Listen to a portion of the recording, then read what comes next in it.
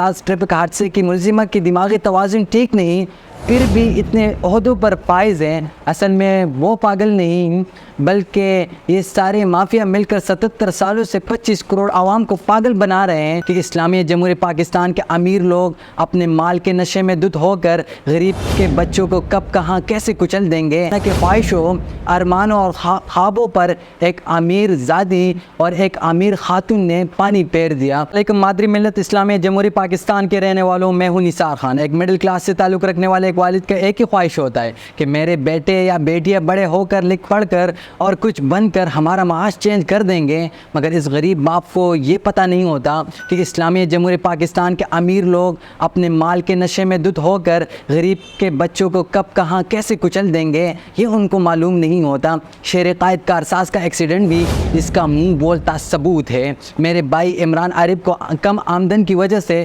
اپنے بچوں اور بچیوں کو خود موٹر سائیکل پر اسکول، کالج اور یونیورسٹی لے کر جاتے تھے اور واپس لے آتے تھے۔ حادثے والے دن بھی وہ اپنے بیٹی آمنہ عارف کو شام کے وقت اس کے دفتر سے واپس گھر لا رہے تھے۔ یہ کہنا تھا کراچی میں کارساز کے علاقے میں پیر کو ٹریفک حادثے میں شہید ہونے والے عمران عارف کے بھائی پروفیسر امتیاز عالم کا، جو اقرا یونیورسٹی میں پڑھاتے ہیں۔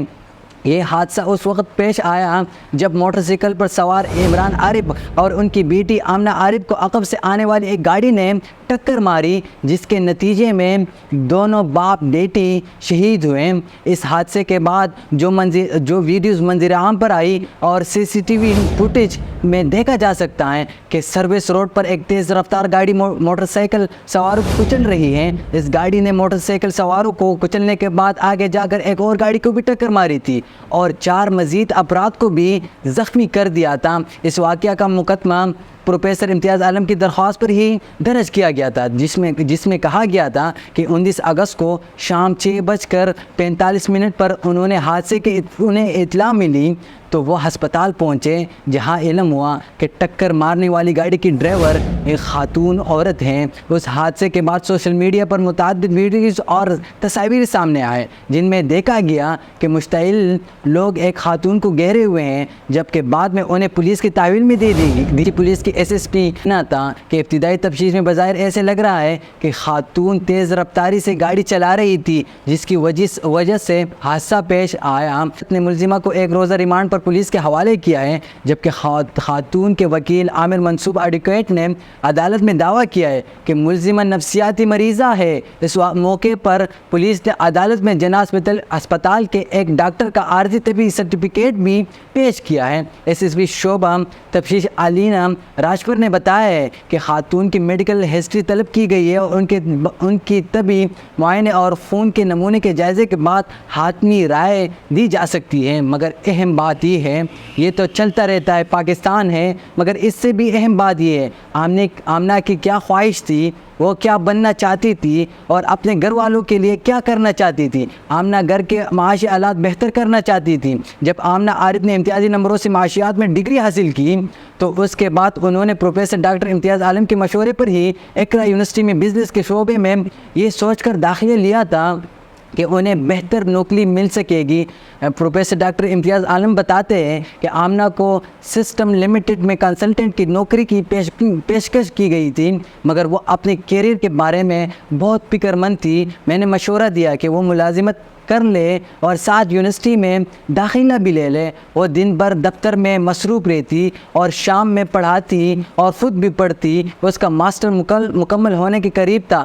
17 ستمبر کو ایک انٹرویو تھا جس کے بعد ڈگری مل جانی تھی۔ وہ بہت پرجوش تھی کہ ڈگری ملنے کے بعد ترقی مل جاتی اور تنخواہ 1 لاکھ یا اس سے زیادہ ہو جاتی، جس سے وہ گھر کے حالات بہتر کرنے کی امید رکھی ہوئی تھی۔ سسٹم لمیٹڈ میں آمنہ عارف کے ایک سینئر ساتھی نے بتایا کہ ان کو اپنی ڈگری کا بہت انتظار تھا۔ وہ بہت خوش تھی کہ ان کو ڈگری ملنے کے بعد ترقی مل جائے گی، مگر افسوس کے ساتھ آمنہ کے خواہشوں، ارمانوں اور خوابوں پر ایک امیر زادی اور ایک امیر خاتون نے پانی پھیر دیا۔ پروفیسر ڈاکٹر امتیاز عالم نے BBC کو بتایا ہے کہ حادثے میں ہلاک ہونے والے ان کے بڑے بھائی عمران عارف موٹر سائیکل پر بچوں کے چپس اور پاپڑ سپلائی کرتے تھے۔ انہوں نے بتایا کہ آمنہ عارف 3 بچوں میں سے سب سے چھوٹی تھی۔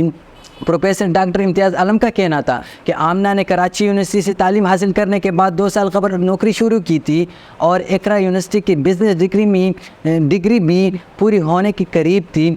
वो अपनी यूनिवर्सिटी के अखराजात ख़ुद पूरा करती थी। बैचलर के बाद उसने अपने वालिद से ज़्यादा अखराजात के लिए पैसे नहीं लिए, बल्कि अपनी तनख्वाह से ही घर चलाती थी और घर का ख़र्चा भी चलाती थी। उसने ही घर का रंग व रोगन करवाया, पर्दे तब्दील करवाए, घर का पूरा सिस्टम जो है बल्कि घर का पूरा निज़ाम वो खुद चलाती थी। आमना आरिफ के साथ काम करने वाले एक सीनियर साथी ने नाम ज़ाहिर ना करने की शर्त पर BBC को बताया कि आमना आरिफ बहुत मेहनती और बहुत लायक थी। उसने बहुत कम अरसे में काम पर अबूर हासिल कर लिया था और हर प्रोजेक्ट में अच्छे नताइज दे रही थी। सबसे बढ़कर ये कि उसमें सीखने की भी बहुत सलाहियत थी। आमना आरिफ के सीनियर साथी का कहना था उन्होंने हाल ही में एक प्रोजेक्ट मुकम्मल किया था और वो एक दूसरे प्रोजेक्ट पर काम शुरू कर चुकी थी।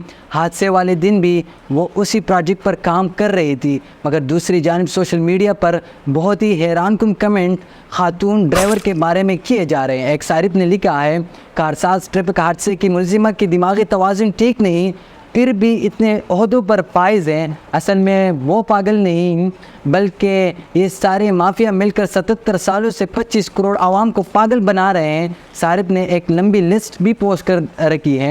एक और सारिफ ने लिखा, कराची में 7 करोड़ की गाड़ी एक पागल चलाती है। यहाँ बात ख़त्म। मगर अब हम चाहते हैं कि अब केस अदालत में है और अदालत इमरान आरिफ और आमना आरिफ को इंसाफ दे। अब तक के लिए इतना ही, दीजिए इजाज़त, अल्लाह हाफ़िज़।